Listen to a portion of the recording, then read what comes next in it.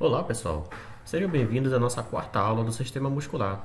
Conteúdo esse que foi preparado para o curso de Capacitação e Educação à Distância do IFPA Campus Bragança junto com demais campos. Na aula passada conversamos sobre a teoria da catraca e agora iremos falar sobre a unidade motora e os tipos de fibras musculares. Sem mais, vamos à aula. Bom, meus amigos, inicialmente vamos falar sobre a unidade motora. Aqui na imagem podemos observar três estruturas basicamente. A primeira é a medula espinhal, está aqui para vocês observarem. A segunda é o músculo propriamente dito. E também nós temos aqui uma representação das fibras deste músculo, ok? Esses filamentos, que nós vamos chamar eles de nervos, em azul e verde, eles estão saindo aqui dessa região da medula, da região frontal, que a gente costuma dizer. E esses nervos que saem da medula espinhal e se encontram com as fibras musculares são chamados de nervos motores, ou também conhecidos como motoneurônios, certo? Então, ele pode ter essas duas nomenclaturas, nervos motores ou motoneurônios. Então, essa diferença de cor de verde e azul é para representar para a gente que a partir do momento em que este nervo motor que sai do sistema nervoso central e se encontra com as fibras musculares, ele não se conecta à fibra muscular que está conectada a um outro tipo de nervo motor. Então, observem, o nervo motor em azul se conectou com a segunda fibra muscular e com a última fibra muscular.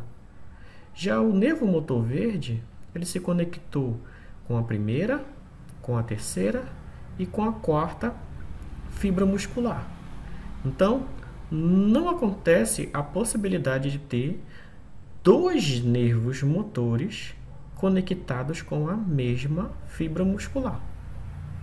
Tá certo? Então, nunca vai haver uma conexão de uma fibra com vários nervos. Sempre será uma fibra nervosa, um nervo motor conectado com as suas fibras musculares específicas. Tá certo? Então, o nosso sistema músculo-esquelético, ele tem assim, uma demanda muito diversificada de contrações. Então, vamos imaginar, ele inclui uma variação na regulação da força, tá? Então, podemos escrever num caderno, num papel, ao mesmo tempo que nós podemos imprimir uma força para quebrar este lápis. Uma precisão de movimentos, nós podemos nos equilibrar, andar em determinados obstáculos. Na manutenção da postura ereta, que não é uma coisa fácil de se manter para a nossa espécie. Na locomoção, né? Na expressão da face. Então, toda essa organização das contrações musculares, ela é realizada pelo nosso sistema nervoso central. Esta ordem vai para a medula e da medula ele é mandado o estímulo por esses motoneurônios para que se haja a contração de fibras específicas, tá certo? Então, como o mesmo motoneurônio pode inervar, então o que é esse termo inervar? Inervar é justamente se conectar com as fibras, tá certo? Então, é um nervo, ele está inervando, ele está se conectando com as fibras. Essa conexão, eu já falei para vocês, é através das sinapses, é através dos neurotransmissores acetilcolina, tá bom? Então, como esses motoneurônios, eles podem se inervar com diferentes fibras musculares, a atividade conjunta dessas fibras estará subordinada à atividade do respectivo nervo motor que comanda elas. Então, esse motoneurônio, né? Então, a partir do momento que esse motoneurônio for ativado, sofrer um potencial de ação isolado somente para ele, todas aquelas fibras musculares que são inervadas por ele são ativadas também. Então, não vai acontecer uma situação do motoneurônio verde ativar apenas uma fibra muscular. Não. A partir do momento em que ele é ativado, ele vai o quê? Promover uma contração de todas as 3 fibras musculares ao mesmo tempo. Tá certo? Então, quando isso acontece, nós entendemos que esta unidade de contração ela acontece através de um processo que a gente chama de tudo ou nada. Ou o motoneurônio promove a contração de todas as fibras musculares que estão inervadas por ele, ou não contrai nenhuma. Então, não acontece a possibilidade de contrair apenas uma ou duas. Então, não acontece isso. Ou é todas ou nenhuma. Tá certo? Então, deixa aqui eu resumir para vocês. Então, o que é conceitualmente uma unidade motora? Então, aqui eu tenho aqui a unidade 1, que é azul, a unidade 2, verde. Então, uma unidade motora, ele é um nervo motor e todas as fibras musculares inervadas por ele. Tá certo? Então, confere essa unidade é o fato de ou permanecer em repouso ou ser ativo por inteiro. Tá legal? Então, chamamos este processo de tudo ou nada, né? Onde todas as fibras musculares dessa unidade serão contraídas ou nenhuma vai ser contraída. Então, isso nos ajuda a entender, basicamente, como o sistema nervoso controla a força de contração muscular. Como as unidades motoras podem ser recrutadas independentemente uma das outras, né? E como é que essa força de contração ela pode ser graduada, tá certo? Então, é através das unidades motoras que nós podemos nivelar a força de contração. Em outras palavras, ocorre uma regulação da força dessas fibras, né? Então, através desse motoneurônio, tá bom? Então, gente, basicamente o que eu tinha para falar sobre a unidade motora seria isso. Tá? Até então, estamos falando sobre todo um comportamento das fibras musculares, mas temos também que pensar que as fibras musculares elas não são iguais entre si. Existem características que discriminam, que diferenciam uma fibra muscular da outra. Pode acontecer que um determinado músculo apresente uma estruturação, ou seja, uma característica de uma fibra muscular que é completamente diferente de uma outra região de um outro músculo. Então, as fibras musculares elas não são iguais entre si. Elas possuem características, né, que acabam distinguindo entre si. Tá certo? E essas diferenças terminológicas, né, usadas aí para classificar as fibras musculares são resultado de uma grande variedade de procedimentos existentes para a classificação e também de métodos que os cientistas, que os pesquisadores empregam para analisar essas fibras.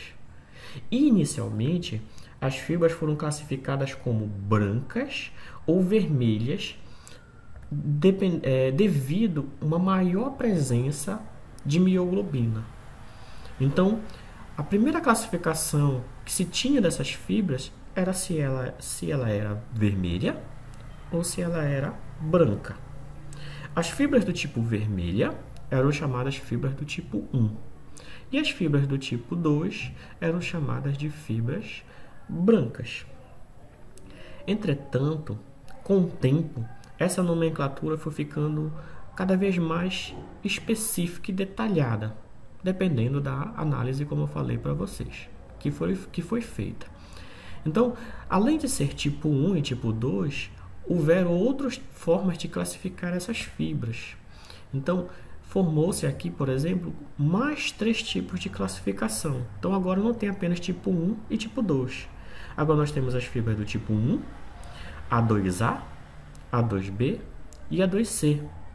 Esta 2C também pode ser chamada de 2X. Então vai depender de leitura para leitura, de referência para referência. Então, o que determinou também essa diferenciação em vários tipos de fibras musculares foi justamente a coloração, desde o tom mais avermelhado até o tom mais esbranquiçados. Para fins desse estudo, nós iremos trabalhar apenas fibra do tipo 1 e fibra do tipo 2. Então, já falei para vocês que as fibras do tipo 1 são vermelhas e as fibras do tipo 2 são fibras brancas.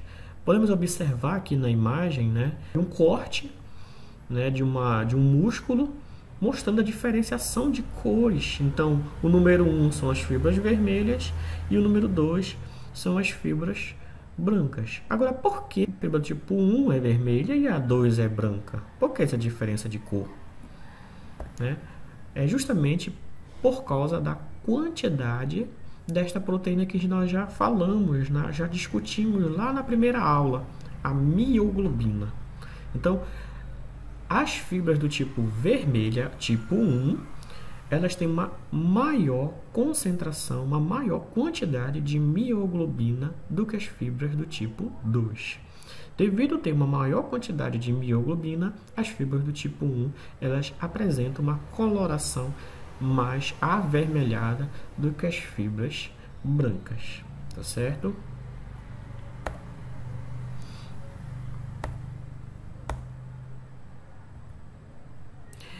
Também podemos classificar as fibras do tipo 1 e tipo 2 como sendo oxidativa ou glicolítica. As fibras oxidativas, que é uma característica das fibras do tipo 1, são fibras com uma alta capacidade de oxidação do oxigênio, ou seja, então ela é muito apropriada para atividades físicas de alta resistência e longa duração, como no exemplo que vocês estão vendo desta prova de maratona. Já as fibras do tipo 2, ela tem uma baixa resistência a atividades oxidativas. Ela é mais apropriada para atividades de alta intensidade e de curta duração. Então, elas são fibras chamadas glicolíticas. São fibras que quebram a glicose de forma mais rápida do que as fibras do tipo 1. Só que essa quebra muito rápida da glicose acaba provocando a liberação de ácido lático, justamente um ácido muito importante para o processo de fadiga muscular. Então, é justamente por causa disso que as atividades das fibras do tipo 2 são atividades curtas. Elas não conseguem se manter por muito tempo. Então, fibra oxidativa são as fibras de alta resistência, longa duração.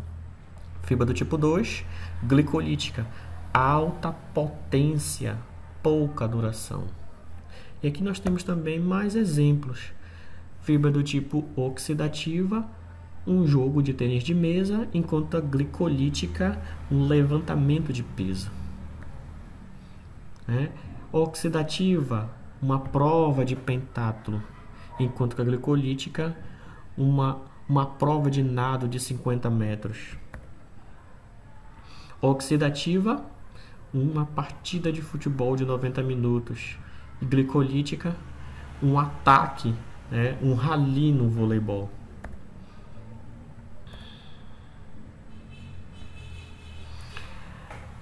Esta característica de ser fibra oxidativa ou glicolítica, ela está relacionada à quantidade de mitocôndria que existe na fibra muscular. Quanto maior a quantidade de mitocôndria, maior vai ser o quê? A produção de energia através do processo oxidativo. E quanto menor a quantidade de mitocôndrias, menor vai ser a eficiência da produção de energia através do processo oxidativo. Então, as fibras vermelhas, além delas terem bastante mioglobina, elas também têm uma maior quantidade de mitocôndrias se a gente for comparar com as fibras do tipo 2. Sendo assim, a fibra do tipo 2 acaba sofrendo uma consequência muito grande, que é justamente o processo de fadiga. Pelo fato dela ter menos mioglobina, menos mitocôndrias, ela acaba tendo uma fadiga muito rápida, uma fadiga muito breve. Enquanto que as fibras do tipo 1, que são atividades mais leves, mais moderadas, a fadiga ela é mais tardia, então ela custa mais a chegar em comparação às fibras do tipo 2. Bom, pessoal, qualquer outras dúvidas, me procure no fórum, me procure nas redes sociais, que estarei aqui disponível para responder qualquer pergunta de vocês. Até a próxima aula.